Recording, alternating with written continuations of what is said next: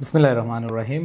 আসসালামু আলাইকুম প্রাণপ্রিয় শিক্ষার্থীরা, আশা করি সবাই ভালো আছো, সুস্থ আছো। তোমাদের সবাইকে জানাচ্ছি আমাদের ইংলিশ ফার্স্ট পেপারের এক ক্লাসে 35 মার্কের প্রস্তুতির ক্লাসে। এবং তোমরা যারা অলরেডি ক্লাসে জয়েন করেছো আমাকে একটু বলো যে তোমরা ঠিকভাবে শুনতে পাচ্ছ কি না, এবং যদি শুনতে পাও তোমরা অবশ্যই জানাবে যে ভাইয়া ঠিকঠাক আছে, এবং তোমাদের ফ্রেন্ডদেরকে একটু মেনশন করে দিবে যাতে করে তারা এই ক্লাসটি করে তাদের প্রস্তুতিটা আরও বেশি শানিত করে। তোমরা জানো ব্রজেন দাস, এটা আমাদের একটা গুরুত্বপূর্ণ প্যাসেজের মধ্যে পড়ে, বাট ব্রজেন দাস অনেক বড় একটা গল্প। সো এখান থেকে পুরো গল্পটা কখনো মডেল কোয়েশ্চেন হিসেবে আসবে না, মানে হচ্ছে তোমাদের সিন প্যাসেজ হিসেবে আসবে না। এখানে অবশ্যই মাথায় রাখতে হবে তোমাদের যতটুকু আসার কথা ততটুকুই আসবে।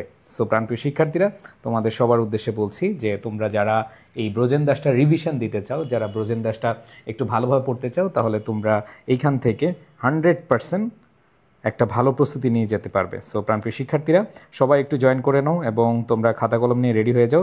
ব্রজেন দাসের দ্য ফাইনাল শট, এই অংশটুকু থেকে তোমাদের প্যাসেজের মধ্যে সামারি আসতে পারে, তোমাদের আনসারিং কোয়েশ্চেন আসতে পারে, এমসিকিউ আসতে পারে, অথবা ফ্লো চার্ট আসতে পারে। যেভাবে আসুক না কেন আমরা একটা ভালো প্রস্তুতি নিতে পারবো, সেটা মাথায় রেখে আমরা আমাদের প্রস্তুতিটা নিব। সো প্রাণপ্রিয় শিক্ষার্থীরা, এই জায়গায় সামারিটা বা হচ্ছে ফ্লো চার্ট, ইনফরমেশন ট্রান্সফার অথবা আনসারিং কোয়েশ্চেন এবং এমসিকিউ তোমাদের মাথায় রাখতে হবে। যেভাবে আসুক না কেন তুমি যেন সহজভাবে এবং সঠিকভাবে আনসার আসতে পারো। ওকে, সো তোমাদের এই ফাইনাল রিভিশন অথবা রিভিশন ক্লাসগুলো তোমাদের আশা করি অনেক বেশি উপকারে আসবে, কারণ পরীক্ষার হলে আমার কথা মনে পড়বে, না ভাই আমাদের রিভিশনটা খুব ভালো করে দিয়েছিল। সো আসো, এই ব্রজেন দাসের দ্য ফাইনাল শট অংশটুকু আমরা খুব ভালো করে পড়বো। সো এই প্যাসেজটা আসলে অনেক কঠিন না, বাট আমরা যদি না পড়ি, আমরা যদি না জানি, তাহলে হয়তো কঠিন মনে হবে। ওকে, সো তোমাদের সাথে হয়তো ঈদের আগে আগামীকাল আমাদের শেষ ক্লাস হতে যাচ্ছে।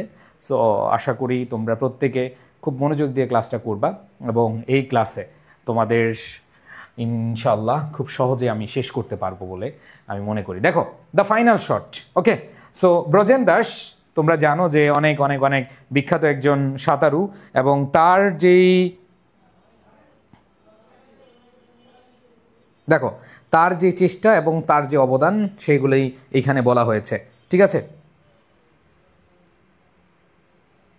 ওকে ভাইয়া, যেগুলো আগে পড়িয়েছেন সেগুলো আর ক্লাস হবে না, না যেগুলো আগে পড়িয়েছি সেগুলো আর দরকার নাই তোমাদের পড়ানো বা পড়ার, বিকজ তোমরা অলরেডি পড়েছো। ঠিক আছে, সো আমরা সবাই একটু খেয়াল করব যে শুরু করে দেই আমাদের পড়াটা। On the morning of 9 September 1961। On the morning মানে কি ভাইয়া? অন দ্য মর্নিং হচ্ছে সকালে, তাই না? অন দ্য মর্নিং সকালে, কখন? 9 সেপ্টেম্বর 1961, 1961 সালের 9 সেপ্টেম্বরের সকালে। খেয়াল করে দেখো, 1961 সালের 9 সেপ্টেম্বর সকালে কি আছে দেখো। 9 সেপ্টেম্বর সকালে আফটার ফিনিশিং মাই সুইম, মানে এখানে ব্রজেন দাস তার কথাটা বলছে যে আফটার ফিনিশিং, আমরা জানি আফটার প্রিপোজিশনের পরে ভার্ব প্লাস আইএনজি হয়। সো খেয়াল করে দেখো 9 সেপ্টেম্বর, খেয়াল করে দেখো 9 সেপ্টেম্বর এর সকালে, আফটার ফিনিশিং মাই সুইম, আমার সাঁতার শেষে, আই হ্যাড গান টু বেড, আমি বিছানায় গিয়েছিলাম। দেখো আমি বিছানায় গিয়েছিলাম, তাহলে খেয়াল করে দেখো সে কিভাবে বলছে।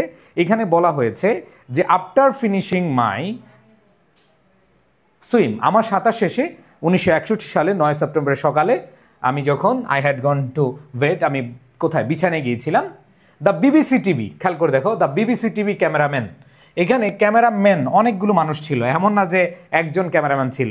তো বিবিসি টিভি আমরা জানি খুব বিখ্যাত একটা টিভি, এবং আমরা ইন্টারন্যাশনালি দেখে পাই। সো এখানে দেখো কি বলা আছে, এখানে বলা আছে যে আমাদের যে ব্রজেন দাস তিনি বলেছিলেন যে 1961 সালের 9 সেপ্টেম্বর সকালে, দেখো 9 সেপ্টেম্বর সকালে আফটার ফিনিশিং মাই সুইম, তার সাঁতার শেষে বা সাঁতার কাটা শেষে, আই হ্যাড গান টু বেড, আমি বিছানায় গিয়েছিলাম। The BBC TV cameraman, cameraman বলতে একজন না অনেকজন, তার মানে হচ্ছে বিবিসি টিভি সাংবাদিক অথবা ক্যামেরাম্যান, এখানে বুঝিয়েছে টোটাল যারা প্রতিবেদক, এই প্রতিবেদক টিমকে বুঝিয়েছে। দেখো কি বলেছে যে দ্য বিবিসি টিভি ক্যামেরাম্যান মানে ক্যামেরাম্যানরা ফিল্মড, দেখো ফিল্ম মানে হচ্ছে ভিডিও করেছিল, ফিল্ম মানে হচ্ছে কি ভিডিও করেছিল, ফিল্মড ভিডিও করেছিল মি আমাকে ইন মাই বেড। দেখবা যখন কোনো একটা কাজ করে বা কোনো একটা অকেশনে যায়, বিশেষ করে বাংলাদেশ টিম যখন ওয়ার্ল্ড কাপ খেলতে যায়, দেখবা যে তাদের ওয়াশরুমে গিয়েও হচ্ছে যে ক্যামেরা ধরে রাখে, ঠিক আছে। আবার দেখবা বাংলাদেশে এই যে কয়েকদিন আগে একটা নির্লজ্জ কি বলে সেলিব্রিটি কি যেন লিগ, মানে ওইখানে ক্যামেরাম্যান পাইছে, মানে ক্যামেরা ধরে রাখছে, ঠিক আছে। সো এই জায়গাগুলো কিন্তু ক্যামেরাম্যানরা করে থাকে। সো এখানে তিনি এটা বলেছিলেন যে বিবিসি টিভি ক্যামেরাম্যানরা ভিডিও করেছিল আমাকে কোথায়, ইন মাই বেড, আমার বিছানায়। অলদো যদিও আই ওয়াজ ভেরি টায়ার্ড, দেখো আই ওয়াজ ভেরি টায়ার্ড না বলে সে কি বলেছে ভেরি টায়ার্ড, মানে এইখানে একটু যদি গ্রামাটিক্যালে ভুল আছে, দেখো এটা টেক্সট বুকে, তোমাদের ইংলিশ টেক্সট বুকে অনেক গ্রামাটিক্যাল ভুল আছে। অনেকে বলে ভাই এটা আবার কি বলেন, ঠিক আছে, এটা আবার কি বলেন যে ভাইয়া আপনি বইয়ে ভুল ধরতে আসছেন। ভাই বইতে অনেক অনেক অনেক ভুল আছে, ঠিক আছে।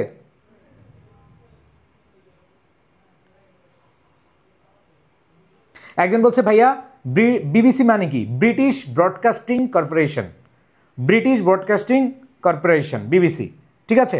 সো খেয়াল করে দেখো ভাইয়া পুরা এখানে কি বলেছে, অলদো ভেরি টায়ার্ড, মানে এখানে কথা মানে কারেক্টটা হওয়া ছিল although I was very tired, আমি যেহেতু কি ছিলাম, যদিও আমি অনেক কি ছিলাম, ক্লান্ত ছিলাম, আফটার সুইমিং, কিসের পরে, সাঁতারের পরে, ফর 11 hours 48 minutes, প্রায় 12 ঘন্টা, তার মানে কি 11 ঘন্টা 48 মিনিট, মানে কি প্রায় 12 ঘন্টা সাঁতার কাটার পর আমি খুব কি ছিলাম, ক্লান্ত ছিলাম। I could not fall asleep, আমি ঘুমাতে পারিনি, আমি ঘুমোতে পারিনি।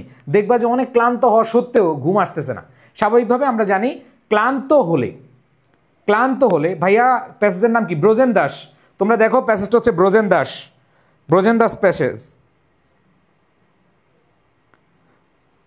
ঠিক আছে। সো খেয়াল করে দেখো I could not fall asleep, আমরা যখন অনেক কাজ করি, অনেক বেশি ক্লান্ত থাকি, আমাদের কিন্তু ঘুম আসে, বাট এখানে কিন্তু সেটা বলে নাই যে I could not fall asleep, আমি ঘুমাতে পারিনি। দ্য থট, চিন্তা, থট মানে কি চিন্তা, দ্যাট, যে চিন্তাটা ছিল যে I had once again failed my country. দেখো এটা দ্বারা কি বুঝিয়েছে, যে সে ঘুমাতে পারে নাই, ক্লান্ত, তারপরে হচ্ছে কি ঘুমাতে পারে নাই, কেন, কারণ আছে। কারণটা কি খেয়াল করে দেখো, যে দ্য থট, চিন্তাটা কি ছিল, থট মানে চিন্তা, থট মানে কি চিন্তা, I had once again failed my country, যে আমি আরেকবার আমার দেশকে হারাচ্ছি, মানে হারিয়েছি, ঠিক আছে, যে আমি আরেকবার আমার দেশকে হারাচ্ছি, ওকে। এরপরে দেখো ফ্রেন্ডস, আমার বন্ধুদেরকে হারাচ্ছি, অ্যান্ড ফ্যান্স, আমার যারা শুভাকাঙ্ক্ষী তাদেরকে হারিয়েছি, মানে এই যুদ্ধে আমি জিততে পারছি না। আমি হারা মানি আমার দেশ হারছে, আমি হারা মানি আমার বন্ধুরা হারছে, আমি হারা মানি আমার শুভাকাঙ্ক্ষীরা হারছে, ঠিক আছে। এরপর বলছে ওয়াজ ডিস্টার্বিং মি, ডিস্টার্বিং মানে বিরক্তি করা না, জ্বালাতন করা।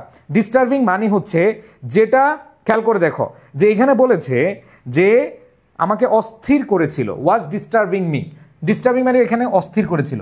যেহেতু সে হাঁটতেছে, বারবার হাঁটতেছে, তো বারবার হেরে যাচ্ছে মানে কি তার দেশ হারছে। কারণ ব্রোজেন দাস যখন একটা ইন্টারন্যাশনাল ইভেন্টে যাচ্ছে, যেমন বাংলাদেশ যখন ধরো কোনো একটা টুর্নামেন্টে হারে, তখন ওই টুর্নামেন্টে হারার কারণে আমরা কি বলি, সাকিব আল হাসান হারছে, বলো। আমরা কি কখনো বলি যে মুশফিকুর রহিম হারছে? আমরা কি কখনো বলি যে মাহমুদুল্লাহ রিয়াদ হারছে? আমরা বলি যে বাংলাদেশ হারছে। সো এটা এইভাবে বুঝিয়েছে যে I had once again failed my country, আমি আবারও আমার দেশকে হারিয়েছি, মাই ফ্রেন্ডস, আমার বন্ধুদেরকে, আমার ফ্যান্স, শুভাকাঙ্ক্ষীদেরকে হারাচ্ছি, ওয়াজ ডিস্টার্বিং মি, মানে এই যে the thought was disturbing me, এই সেন্টেন্সটা এরকম হইতো, the thought was disturbing me, এই চিন্তাটা আমাকে অস্থির করেছিল। কি চিন্তা? যে I had once again failed my country, আমি আবারও হারাচ্ছি আমার দেশকে, আবারও হারাচ্ছি আমার ফ্রেন্ডসকে, আবারও হারাচ্ছি আমার ফ্যান্সকে। বুঝাতে পেরেছি? সবাই বলো। ও ভাইরা আমার, বোনেরা আমার, মনোযোগ দাও। এখানে ব্রোজেন দাস এরপরে বলেছে আফটার অনলি 4 hours স্লিপ, মাত্র 4 ঘন্টা ঘুমের পর, দ্য ফলোয়িং নাইট, পরবর্তী, ফলোয়িং মানে হচ্ছে পরবর্তী, নাইট মানে হচ্ছে রাত, তার মানে এখানে বলেছে আফটার অনলি 4 hours স্লিপ, তার মানে হচ্ছে মাত্র 4 ঘন্টা ঘুমের পর, দ্য ফলোয়িং নাইট, অন্য রাতে বা পরের রাতে আই ডিসাইডেড টু, মনে রাখবা ডিসাইডেড পরে ভার্ব আসলে টু প্লাস ভার্বের বেস ফর্ম হয়, যে আই ডিসাইডেড টু, আমি সিদ্ধান্ত নিয়েছিলাম, টু ট্রাই অ্যাগেন, আবার আমি চেষ্টা করব, ফর দ্য 6th টাইম, তার মানে এর আগে 5 বার সে হেরে গেছে।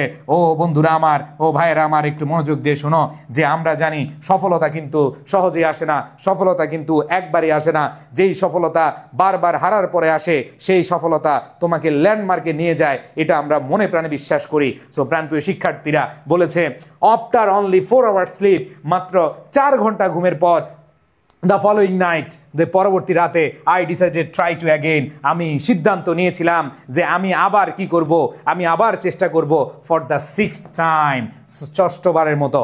এইবার বলেছে আই হ্যাড ফিক্সড, আমি স্থির করেছিলাম, দ্য টেন্টেটিভ, টেন্টেটিভ মানে হচ্ছে সম্ভাব্য, চিল্লে বলো টেন্টেটিভ অর্থ কি ভাইয়ারা? টেন্টেটিভ মানে হচ্ছে সম্ভাব্য, ডেট মানে হচ্ছে তারিখ, তার মানে আই হ্যাড ফিক্সড, আমি স্থির করেছিলাম, আমি নির্দিষ্ট করেছিলাম, কি করেছিলাম? দ্য টেন্টেটিভ ডেট, সম্ভাব্য তারিখ, ফর সেপ্টেম্বর 20। দেখো 9 সেপ্টেম্বরের বিষয়টা, এরপরে তিনি হচ্ছে পরবর্তীতে সেপ্টেম্বরের 20 তারিখে তিনি ফাইনাল করেছেন যে হ্যাঁ, আমি সম্ভাব্য ডেট হিসেবে 20 সেপ্টেম্বরকে নিয়েছি, আমি আবার ট্রাই করব, 5 বার হেরেছি, কোনো সমস্যা নাই, আমি 6ষ্ঠবারের মতো আমি আবারও এই যুদ্ধে নামবো। এরপরে খেয়াল করে দেখো, অন দ্যাট ডে, ওই দিন, আই টুক, আমি নিয়েছিলাম, দ্য ফেরি টু ক্যালাইস। খেয়াল করে দেখো এইখানে বলেছে আমি পরদিন, এখানে অন দ্যাট ডে পরদিন না, এখানে সেই 20 সেপ্টেম্বরের কথা বলেছে, এইখানে বলেছে অন দ্যাট ডে, ওই দিনে, আই টুক, আমি নিয়েছিলাম, দ্য ফেরি, ফেরিতে, টু ক্যালাই। ক্যালাই মানে হচ্ছে, এটা হচ্ছে ফ্রান্সে অবস্থিত একটা বন্দর, ফ্রান্সে অবস্থিত একটা বন্দর, এটা হচ্ছে স্থানের নাম, ফ্রান্সে অবস্থিত একটা বন্দর বা ফ্রান্সের বন্দর, ঠিক আছে? তো এখানে সে বন্দরে হচ্ছে কি নিল? একটা ফেরি নিয়েছিল, একটা কি নিয়েছিল? ফেরি নিয়েছিল। আসো ভাই আপুরা, এইখানে দেখো ফেরি নেওয়ার পরে সি সিক, খেয়াল করে দেখো এখানে যে জিনিসটা আমরা দেখব, এতটুকু বুঝছো তো? আচ্ছা আমি একটু সামারি করে দিই। এখানে ব্রজেন দাস এখানে কি বুঝিয়েছে, যে সে 5মবারের মতো ব্যর্থ হয়েছে এবং সে এটা নিয়ে খুবই হতাশ এবং তার মধ্যে খুব অস্থিরতা কাজ করতেছে, যে আমি দেশের মানুষকে, আমি আমার বন্ধুদেরকে, আমার শুভাকাঙ্ক্ষীদেরকে আমি হারাচ্ছি, এই বিষয়টা নিয়ে আসলে খুবই মানে কি বলে, এটা হচ্ছে, হ্যাঁ, এটাকে সে হচ্ছে মানে মেনে নিতে পারছে না, এই জন্য সে 6ষ্ঠবারের মতো আবার চেষ্টা করবে, সেটা হচ্ছে সেপ্টেম্বর 20-তে। এবং সে একটা ফেরি নিয়েছিল, সেটা কোথায়? ক্যালাই থেকে। তার মানে হচ্ছে এইখানে ক্যালাই হচ্ছে ফ্রান্সের একটা বন্দর, ফ্রান্সের একটা কি বন্দর। এইবার আসো প্রাণপ্রিয় শিক্ষার্থীরা ও আমার ভাই বোনেরা, একটু মনোযোগ দিয়ে দেখো, পরবর্তী অংশটুকু আমরা পড়ার চেষ্টা করব। এখানে বলেছে আই গেট সি সিক। তোমরা কি জানো সি সিক মানে কি? সি সিক মানে হচ্ছে সমুদ্র অস্থিরতা বা সমুদ্র অসুস্থতা। দেখবা যে জাহাজে উঠলে বা কোনো একটা যানবাহনে উঠলে হচ্ছে, অনেকে বাসে উঠলে বমি করে, আছে না? ঠিক আছে, ওকে ভাই, খেয়াল করে দেখো, দেখো অনেকে হচ্ছে মানে হচ্ছে বাসে উঠলে বমি করে, তাই না? সো আবার অনেক আছে নৌকায় অথবা জাহাজে উঠলে কি করে, স্টিমার উঠলে বমি করে। So I get sea sick, তাহলে খেয়াল করে দেখো যে এখানে আমি হই, মানে আমি জাহাজে অসুস্থ হয়ে পড়ি, ইন দ্য ফেরিতে, অ্যান্ড অলসো ডিউরিং সুইমিং, এবং সাঁতারে, if there are breakers or waves. খেয়াল করে দেখো এখানে কি বলেছে, যে আমি সিসিক বা হচ্ছে অসুস্থ হই ইন দ্য ফেরিতে, অ্যান্ড অলসো এমনকি সাঁতার কাটার সময়। তাইলে খেয়াল করে দেখো এইখানে তার জার্নিটা আলোচনা করছে, বলেছে আই গেট সিসিক, যে আমি অসুস্থ হয়ে যাই ইন দ্য ফেরিতে, অ্যান্ড অলসো ডিউরিং সুইমিং, এবং সাঁতার কাটার সময় আমি কি অসুস্থ হয়ে গিয়েছিলাম। এরপর হচ্ছে if there are breakers or waves. If, খেয়াল করে দেখো, যদি, যখন ঢেউ ভাঙা, মানে হচ্ছে ব্রেকার্স মানে কি, ঢেউ যখন ভাঙে। তোমরা সমুদ্র সৈকতে গেছো কারা কারা? সমুদ্র সৈকতে কারা কারা গেছো? যারা সমুদ্র সৈকতে গেছো তোমরা দেখবা যে তোমাদের যখন হচ্ছে সমুদ্র সৈকতে ঢেউটা আসে, ঢেউটা আইসা যখন মানে ঠাস করে বাড়ি খায়, মানে অনেক সময় মজা লাগে, কিন্তু অনেক সময় যখন মাঝ নদীতে কেউ যাও, দেখবা যে ঢেউর সাথে তুমি কোথায় চলে গেছো তুমি নিজেও বুঝতে পারবা না। ঠিক আছে ভাই, গল্পের মূল কাহিনী বলেন, তাহলে ভালো করে বুঝতে হবে। মূল কাহিনী বুঝাবো ভাই, আগে একটু পড়া শেষ কর। খেয়াল করে দেখো, তাহলে বলছে if there are breakers or waves. আচ্ছা, ব্রেকার্স মানে হচ্ছে ঢেউ ভাঙ্গা, ওয়েভস মানে হচ্ছে কি, ঢেউ, যেটাকে আমরা জানি। ঢেউ মানে কি, কোনো ঢেউ আসলে অথবা ঢেউ ভাঙলে আমি অসুস্থ হয়ে যাই। ঠিক আছে, তো এই বিষয়টা বলেছে ভাই। এটা কোন প্যাসেজ? এটা হচ্ছে ব্রজেন দাস ভাই, অ্যাডমিশনের ক্লাস কি এসএসসি এক্সামের পরে হবে? আচ্ছা, তোমরা যারা আমাদের অ্যাডমিশন কোর্সে ভর্তি হবা, এখনই আমরা তোমাদেরকে ডিসকাউন্ট দিচ্ছি। আমাদের ডিসকাউন্টে অনেক বড় একটা ডিসকাউন্ট দিচ্ছি। লেকচার শিট ছাড়া তোমরা মাত্র 3000 টাকায় ভর্তি হতে পারবা, লেকচার শিট সহ তোমরা 4000 টাকায় ভর্তি হতে পারবা, এবং এটা আগামী 4 তারিখ থেকে 11 তারিখের মধ্যে ভর্তি হলে এটা করতে পারবা। তোমরা আমাদের লঞ্চিং ল্যাব দেখেছো ভাই, এই চ্যাপ্টারটা পড়িনি, এটা ব্রজেন দাস ইম্পর্টেন্ট আছে, একটু দেখে নেবা। হ্যাঁ, এটা যদিও অনেকে বলো ভাইয়া খুব বেশি ইম্পর্টেন্ট, বাট আমি বলবো ভাই রিস্ক নেওয়ার দরকার নেই, পড়ো, আমি পড়াই দিচ্ছি, তোমার বাসায় আর পড়া লাগবে না, জাস্ট আমার কথা শুনো আর লাগবে না। দেখো দিস সি সিকনেস, এই সমুদ্র অসুস্থতা বা সমুদ্র পীড়া was the main cause of my failure. খেয়াল করে দেখো, এই যে সমুদ্র পীড়া বা সমুদ্র অসুস্থ হওয়া, এটা আমার সবচেয়ে প্রধান কারণ কিসের? অফ মাই ফেইলার, আমার ব্যর্থতার। To set a world record, একটা বিশ্ব রেকর্ড করতে on September 8 or 9 or even 1960। তো সে খুব আক্ষেপ নিয়ে বলছিল, ব্রজেন দাস বলছিল এরকম যে এই যে সি সিক, এই যে সমুদ্রে অসুস্থ হয়ে যাওয়া, ঢেউ আসলে অথবা ঢেউ ভাঙলে আমি অসুস্থ হয়ে যাই, এই অসুস্থতার কারণে আমি এর আগে যে 5মবারের মতো আমি 5 বার হেরেছি, এর মধ্যে 8 তারিখ বা 9 তারিখ অথবা 1960 সালে যখন আমি বিশ্ব রেকর্ড করতে করতে করতে এই চুই অবস্থা, তখন আমি হেরেছি।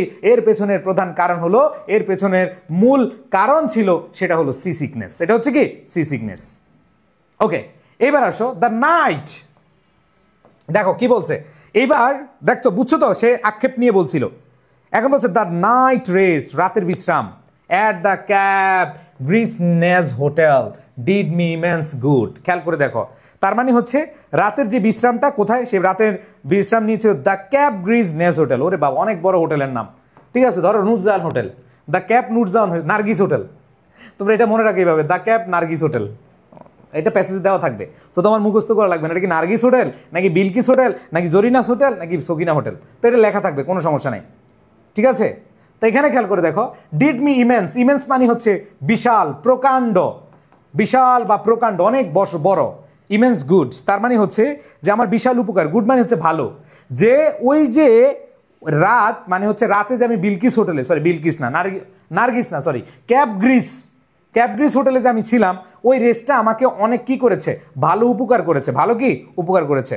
বা 26-এর অ্যাডমিশন কোর্স আছে, হ্যাঁ, তোমরা কৃষ্ণাপাল 26-এ যারা আছো অ্যাডভান্স ক্লাসগুলো করে ফেলো, অ্যাডভান্স ভর্তি হয়ে যায়, 1 বছর আগে তুমি প্রস্তুতি নিয়ে ফেলো, তুমি হবা বারুদ। যারা টপ করে তারা ম্যাক্সিমাম আগে থেকে প্রস্তুতি নেয়, ঠিক আছে। এবার আসো পরেরটা। এবার বলেছে আই ফেল্ট, আমি অনুভব করেছিলাম, on top of the world. খেয়াল করে দেখো, এইখানে যে জিনিসটা আমরা দেখতে পাচ্ছি যে আমি অনুভব করলাম, টপ অফ দ্য ওয়ার্ল্ড মানে হচ্ছে বিজয়ের চূড়ায়, মানে একবারে বিশ্বের একবার উপরে, মানে মনে মনে চাঙ্গা। আমরা দেখি না যে কিছু কিছু সময় আমাদের হৃদয়টা খুব চাঙ্গা থাকে, মাঝে মধ্যে তুমি পড়তে বসলে মনে হয় যে ইস আজকে সব পড়ে খুব খায় ফেলবো, আজকে খুব মোটিভেশন পাইছি, ঠিক আছে।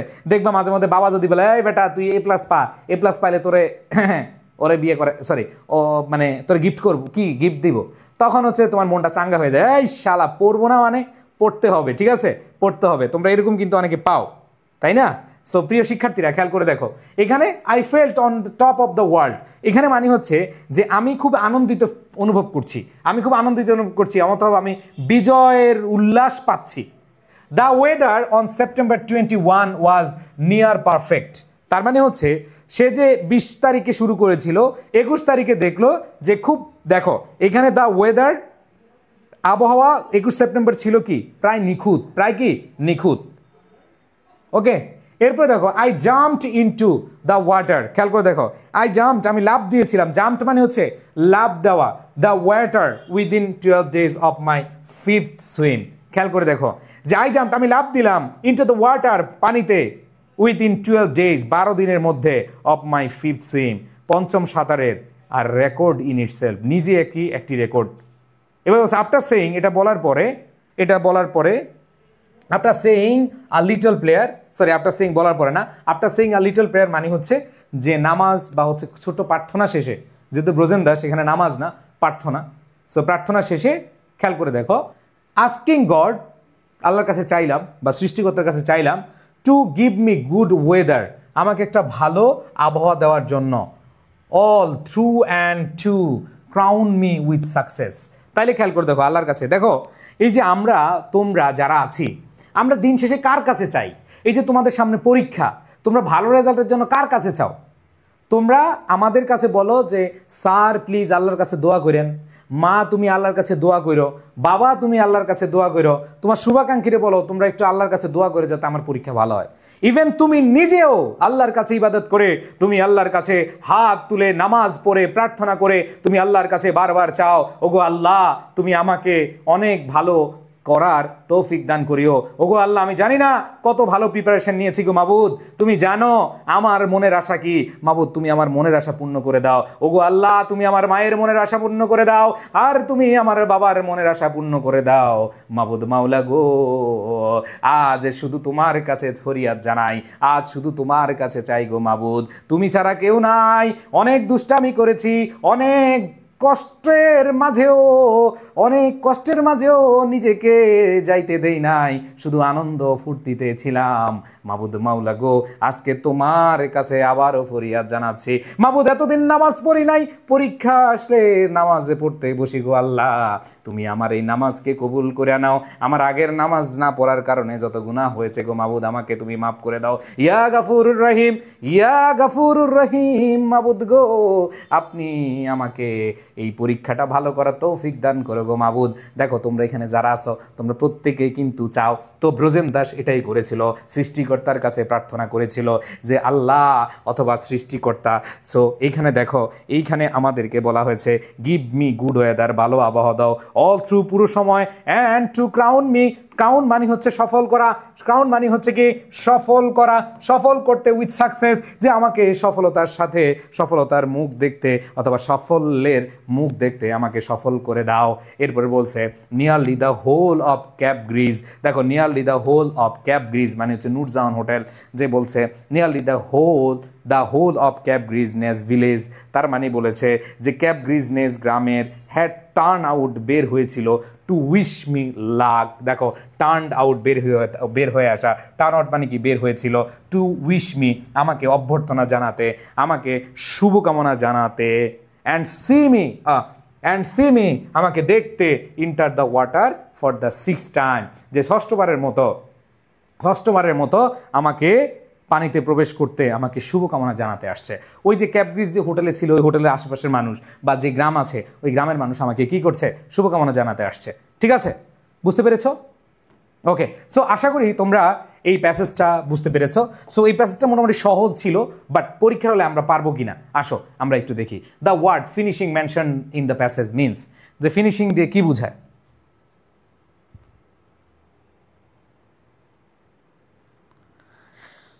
বলো, অ্যান্সার করো। ওকে, সো আমরা জানি ফিনিশিং মানে হচ্ছে শেষ করা, অবশ্যই কি হবে, কমপ্লিটিং। কি হবে, কমপ্লিটিং।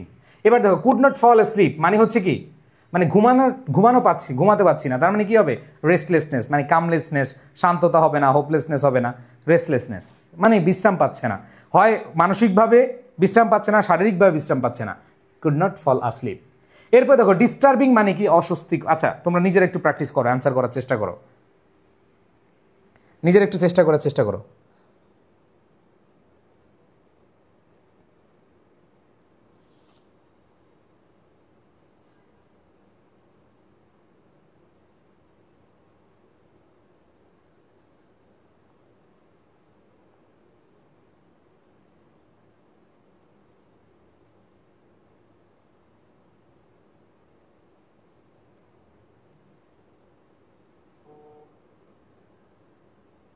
ইয়েস, দেখতে পাচ্ছি অনেকে অ্যান্সার করেছো, আসো আমরা একটু মিলিয়ে নিই।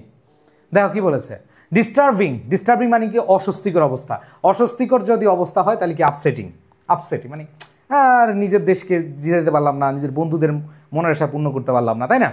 আর দেখো Brojen Das had fixed tentative date for September 20, এটা কত সালে, 1971 হবে না, 1961 সালে। কি সালে, 61 সালে। ওকে, আচ্ছা এরপর দেখো দ্য ওয়ার্ড ক্রাউন মানে কি ভাই, আমরা জানি ক্রাউন মানে হচ্ছে গার্ল্যান্ড, সফলতা। ইন্সপায়ার হবে না, এনকারেজ হবে। দেখো ইন্সপায়ার, এনকারেজ, নার্চার এগুলো একই রিলেটেড, বাট যেটা একটু ভিন্ন সেটাই আমাদের পেয়েছি। গার্ল্যান্ড সফলতা, সফলতার মুকুট। ক্রাউন তোমরা শুনছো না, ক্রাউন। এরপর দেখো Brojen Das decided to cross the channel for the কত টাইম, কয়বারের সময়, সে হচ্ছে sixth time. The word final, final mention in the passage, final. দেখো আমরা দেখেছি যে সে এর আগে পাঁচবার কি করেছে মনে আছে, সে 5 বার চেষ্টা করেছে বা 6 টাইমে, ঠিক আছে। ওকে, সো ফাইনাল মানে হচ্ছে আমাদের এখানে কনক্লুডিং আছে, আমরা জানি কনক্লুশন উপসংহার বা শেষ, তার মানে ফাইনাল হবে, কি হবে ফাইনাল। ওকে, এরপর দেখো দ্য ক্যামেরাম্যান ওয়ার ফ্রম, কোথায়, বিবিসি বাংলা নাকি বিবিসি টিভি। অনেকে বিবিসি বাংলা, বিবিসি পায়ে অ্যান্সার করে দিবে, বিবিসি বাংলা না রে ভাই, বিবিসি টিভি হবে, কি হবে বিবিসি টিভি। এরপর দেখো দ্য ওয়ার্ড শট, শট বলতে এখানে বুলেট না কিন্তু, মানে ফাইনাল শট মানে সব চেষ্টা, শেষ চেষ্টা, ফাইনাল শট এখানে কি ফুল চেষ্টা। ভাই এই পেজটা তো সাজেশন দেন নাই ভাই, সাজেশনে ব্রজেন দাস ছিল, সো ব্রজেন দাস তোমাদের একটু পরে যেতে হবে।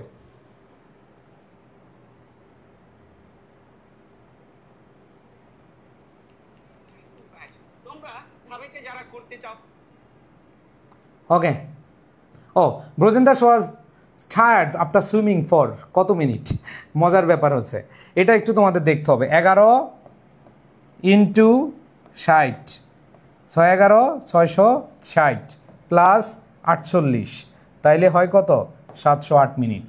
দেখো কিভাবে প্রশ্ন আসতে পারে।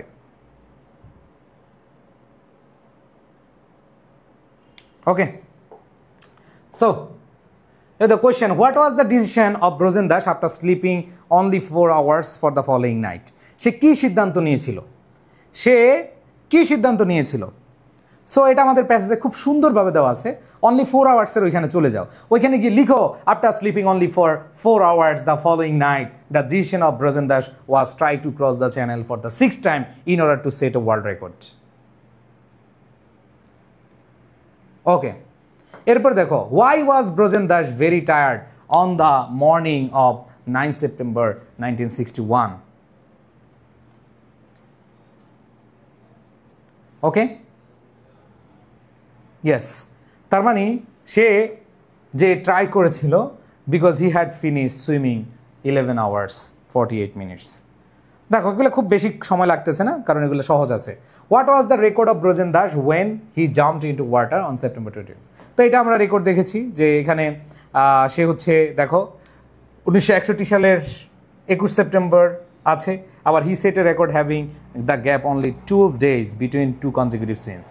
12 দিনের একটা গ্যাপ আছে তাই না, 9 তারিখ আর হচ্ছে 21 তারিখ, 9 তারিখ এবং কি 21 তারিখ।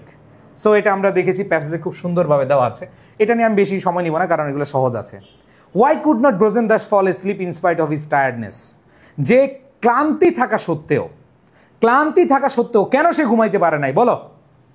এই যে আমরা দেখেছি যে তিনি ক্লান্তি থাকা সত্ত্বেও কি ঘুমাইতে পারে নাই, তার মানে could not fall sleep in spite of tiredness because the thought he had once again failed his country, friends and fan was travelling him. দেখো how was Brojen Das filmed on 9 September 1961, who filmed him. So BBC টিভির যে ক্যামেরাম্যানরা আছে তারা হচ্ছে film করেছে এবং তার হচ্ছে ভেডেটা করেছিল, এবং যখন তে ব্যর্থ হয়েছিল মানে 5th টাইমের মতো, তখন হচ্ছে ক্যামেরাম্যানরা আসছিল। ওকে, আচ্ছা, সো এটা সহজ আছে, বেশি সময় নিব না, একবার সহজ আছে। ওকে, আচ্ছা ভাইয়া পুরা এইখানে কি বলা আছে যে আফটার ফিনিশিং, খেয়াল করে দেখো, জাস্ট হচ্ছে আফটার ফিনিশিং সুইম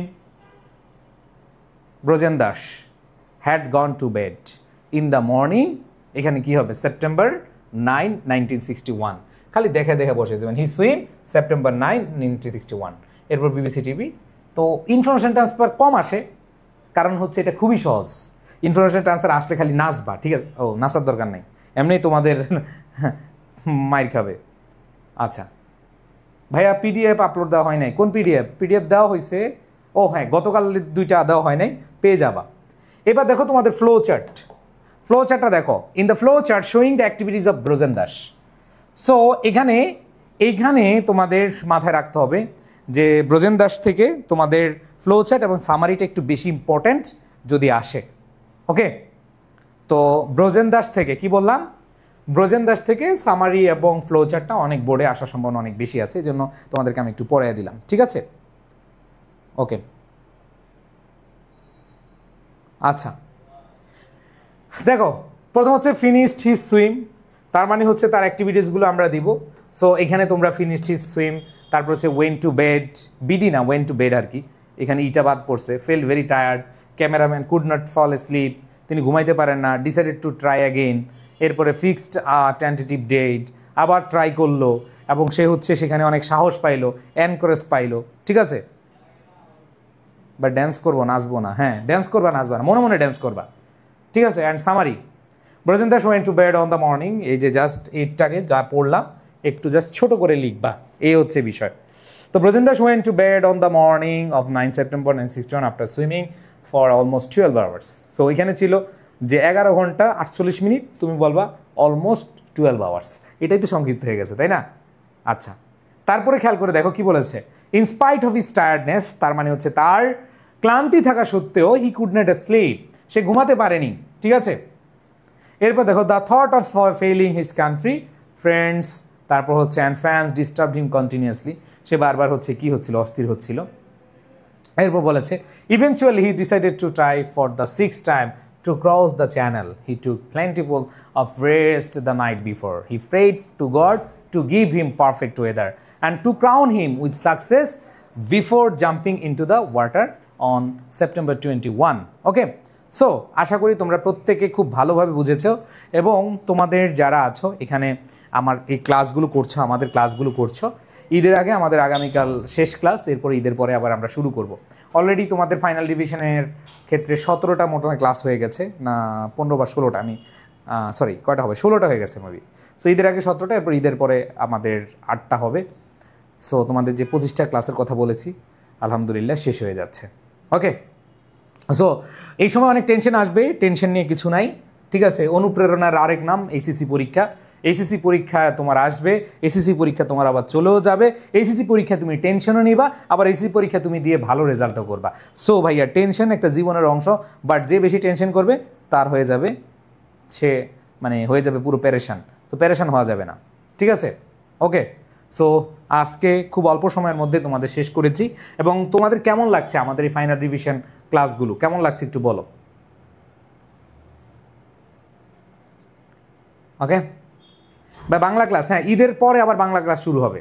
ঠিক আছে, আমরা 11 তারিখ থেকে বা 10 তারিখ থেকে শুরু করব ইনশাল্লাহ। তোমাদের স্বর্ণ ভাই এবং সুফিয়ান ভাই বাংলা ক্লাস শুরু করবে। ঠিক আছে, ওকে। সো সবাই তাহলে ভালো করো, সবার প্রতি শুভকামনা জানিয়ে আজকে বিদায় নিচ্ছি। তোমরা যারা আমাদের আইসিইউ বেসে ভর্তি হবা, এখন ডিসকাউন্ট আছে তোমাদের 4 তারিখ থেকে 11 তারিখ, ডিসকাউন্টটা নিয়ে নিও, লুফে নিও। এত বড় ডিসকাউন্ট আর পাবা না, এত বড় ডিসকাউন্ট আর পাবা না।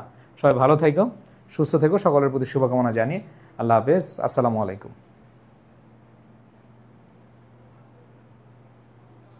ভাইয়া লেকচার শিট পাইলে কি আবার আলাদা করে বই কিনতে পারছে? দেখো লেকচার শিট পড়লে মোটামুটি হয়ে যাবে, বাট বেশি প্র্যাকটিসের জন্য তুমি এটা হচ্ছে মানে চাইলে কিনতে পারো, না চাইলে সমস্যা নেই। ঠিক আছে, ওকে। সো ভালো থেকো ভাই। ভর্তি হবো কিভাবে? ভর্তি হওয়ার জন্য তোমরা হচ্ছে আমাদের যে নম্বর দেওয়া আছে বা আমাদের এডুকেশন পেজে নক দিবা যে আমি ডিসকাউন্টে অ্যাডমিশন কোর্সে ভর্তি হতে চাই। আমি চ্যালেঞ্জ দিয়ে বললাম ইনশাল্লাহ তোমরা যারা আমাদের এখানে ভর্তি হবা বেস্ট সার্ভিসটা পাবা। দেখো আমরা ফ্রিতে, এটা তো ফ্রি নাকি, 49 বা হচ্ছে 69টা কি, তোমাদের কিন্তু আমরা ক্লাস মিস দিচ্ছি না, তোমাদের কিন্তু যে যে ক্লাস দরকার সবগুলো ক্লাস দিচ্ছি। ঠিক আছে, সো নো প্রবলেম, ভরসা রাখো, we are with you guys, কোনো সমস্যা নাই। ঠিক আছে, আল্লাহ হাফেজ, আসসালামু আলাইকুম।